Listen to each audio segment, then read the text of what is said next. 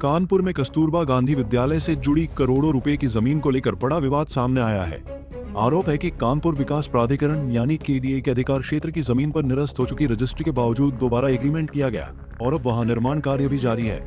मामला इलाहाबाद हाईकोर्ट तक पहुंच चुका है, जहां सुनवाई के दौरान केडीए की कार्यशैली पर भी सवाल उठे।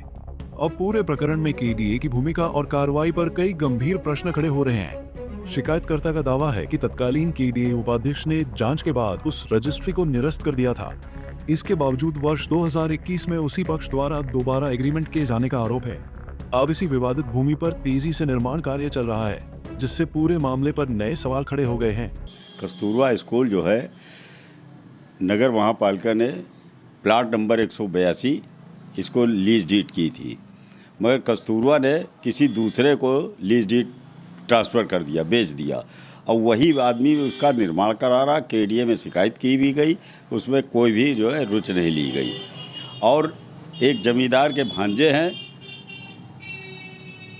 वाजपेयी जी, नरेंद्र वाजपेयी, उन्होंने एक एग्रीमेंट कर दिया है जिसमें आराजी खोल दी 162, 149, 197, 192, 123 इसका एग्रीमेंट भी कर दिया है फर्जी।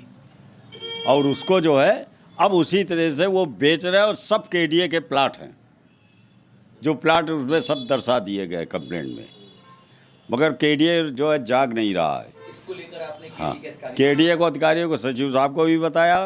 बीसी साहब का आदेश जो है हाईकोर्ट में रिट भी फाइल है, कस्तूरबा उसमें शामिल है, परंतु कोई भी रुचि नहीं ली गई। फिलहाल यह मामला जांच और न्यायिक प्रक्रिया के बीच है, लेकिन विवादित जमीन पर जारी निर्माण और प्रशासनिक कार्रवाई की रफ्तार को लेकर सवाल लगातार उठ रहे हैं। अब सभी की नजर जांच रिपोर्ट और न्यायालय की अगली सुनवाई पर टिकी है कि आखिर इस बहुचर्चित जमीन विवाद में सच क्या है और जिम्मेदारी किसकी तय होगी।